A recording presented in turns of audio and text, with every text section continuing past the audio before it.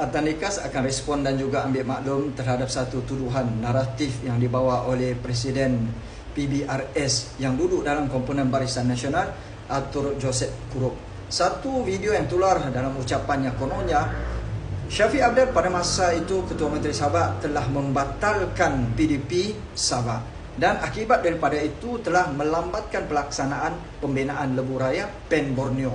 Dia juga membuat perbandingan dengan Kerajaan Negeri Sarawak. Dia kata kerajaan Sarawak ini pembangunannya konsisten, dasarnya konsisten dan tiada perubahan dalam kerajaan. Kalaulah Sabah ketika itu tidak membuat perubahan, dia kata, apa maksud dia membuat perubahan? Mungkinlah tidak membatalkan, maksud dia membatalkan projek tersebut dan dipindah kepada projek konvensional, cara konvensional. Mungkin itu dimaksudkan. Maka dia kata Sabah ini pun sama status kemajuan dia dengan negeri Sarawak. Benarkah tuduhan daripada Arthur Joseph Kurup?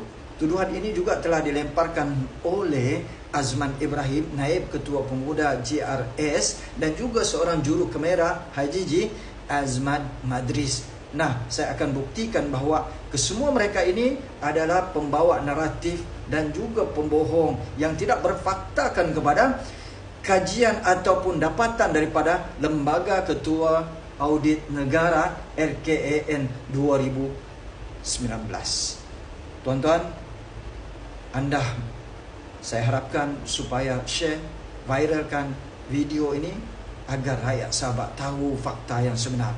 Nah, anda dengar dahulu apa diucapkan oleh Arthur Joseph Kurup.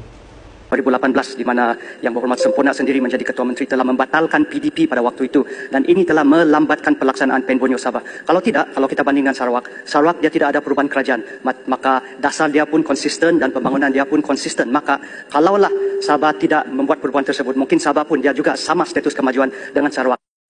Anda telah mendengar dan menyaksikan apa yang diucapkan oleh Arthur Joseph Kurup, Presiden PBRS. Sebelum saya ulas kenyataan itu, saya akan perdengarkan dan pertontonkan dahulu satu video ucapan daripada Alexander Nantalingi, iaitu Menteri Kerja Raya di peringkat pusat, dan diucapkan di dalam Parlimen. Berkenaan dengan penambatan PDP, selaras dengan usaha kerajaan mengoptimumkan pelaksanaan projek-projek yang memberi implikasi kos yang tinggi kepada negara. Mekanisme pelaksanaan projek LPB Sabah telah diteliti semula bermula tahun 2018.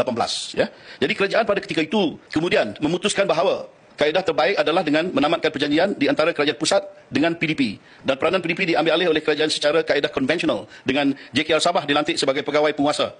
Jadi penamatan PDP adalah pada September 2019, manakala projek LPB Sarawak pada Februari 2020. Jadi bagi memastikan kesinambungan pelaksanaan projek, kerajaan telah mengekalkan kontraktor pakej kerja ataupun works package contractor dan perunding sedia ada berdasarkan terma-terma yang dipersetujui. Dan untuk makluman ahli yang berhormat, kerja-kerja untuk projek LPB Sabah dimulakan semula pada Disember 2019. Penamatan PDP ini dijangka akan memberi penjimatan kepada kerajaan, khususnya tiada keperluan pembayaran yuran PDP.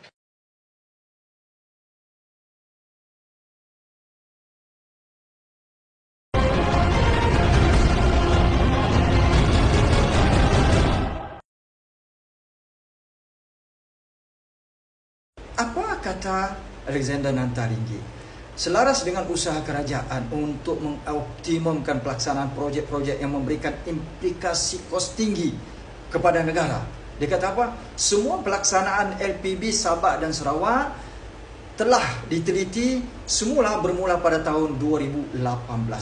Kemudian kerajaan ketika itu telah memutuskan kaedah terbaik adalah menamatkan perjanjian di antara kerajaan pusat dengan PDP Sabah maupun PDP Sarawak.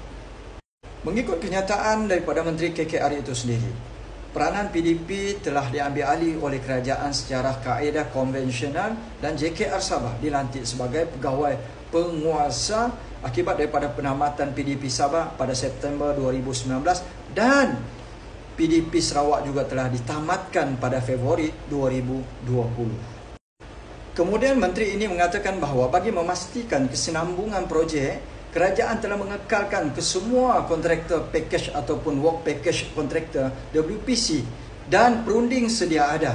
Kerja-kerja untuk projek LPB Sabah telah dimulakan semula pada Disember 2019. Penamatan PDP juga untuk PDP Sabah telah menjimatkan perbelanjaan kerajaan. Khususnya tidak ada lagi keperluan pembayaran yuran PDP. Saya nak bertanya kepada anda, berapa yuran PDP untuk mereka dapat? Dan siapa pemilik PDP? Tanya Syekh Hirmi Yahya. Siapa pengarah urusan PDP? Tanya Syekh Hirmi Yahya. Syarikat ini telah dilantik oleh Kerajaan Persekutuan dan Kerajaan Negeri, iaitu PDP Sabah ini, yang mana pengarah urusan dia adalah Syekh Hirmi Yahya, yang sekarang ini merupakan Menteri Kerja Raya dan juga Timbalan Ketua Menteri Sabah 3. Syarikat ini telah dilantik pada 11 April 2016. Baik, mari kita telusuri apa yang berlaku dalam PEN Borneo yang dituduhnya warisan adalah penyebab kepada kelewatan pembinaan menyiapkan, sedangkan Sarawak kononnya sudah siap. Benarkah warisan yang menyebabkan kelewatan ini? Ini adalah kata-kata daripada pihak kerajaan. Sudah pasti mereka lemah, tetapi mereka nak gunakan kelemahan itu, nak jadikan orang lain kambing hitam atas kelemahan mereka. Fakta yang utama, 4 perkara saya nak bentangkan di hadapan saudara. Yang pertama, fakta utama projek pembinaan lebuh raya PEN Borneo di Sabah bagi jajaran Lahad Datu bypass. Yang pertama, sejumlah 670.28 km jarak keseluruhan daripada Sindumin ke Tawau yang terbabit. Yang kedua, duit yang terbabit adalah RM12.860 bilion. Kos yang disasarkan untuk tempoh dari tahun 2016 sampai 2021, 5 tahun. Yang ketiga, 7 km jarak jajaran bagi Lahad Datu bypass. Yang keempat, RM174.94 juta untuk kos kontrak work project ataupun dinamakan sebagai work package 21 bagi Lahad Datu bypass. Sebelum Atan mengakhiri pada bahagian yang pertama ini, saya lanjutkan hujah-hujah kita supaya anda tahu dan faham bagaimana kelewatan projek PEN Borneo ini berlaku. Baik, latar belakang. Projek ini dinamakan sebagai Lebuh Raya PEN Borneo Sabah ataupun dalam singkatannya LPB Sabah.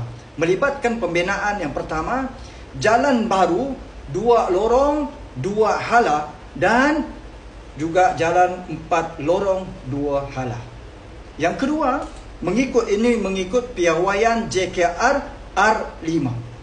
Dan yang kedua, pakej dia menaik taraf. Menaik taraf jalan sedia ada daripada 2 lorong 2 hala kepada 4 lorong 2 hala mengikut piawaian JKR R5-U5. Yang kedua, Federal Government yang diwakili oleh kerajaan, yang diwakili oleh Kementerian Kerja Raya dan juga Kerajaan Sabah yang diwakili oleh Setiausaha Kerajaan Negeri Sabah SKN telah menandatangani projek apa?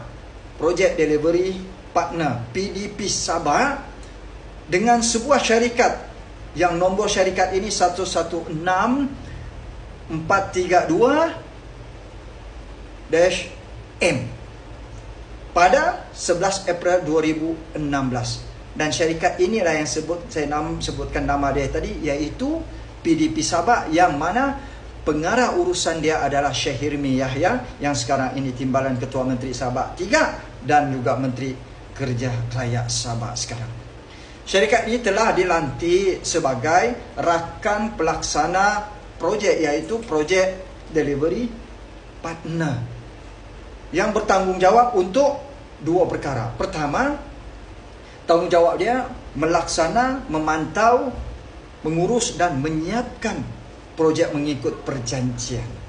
Jadi tuan-tuan dan puan-puan, saya akan bersambung pada part yang kedua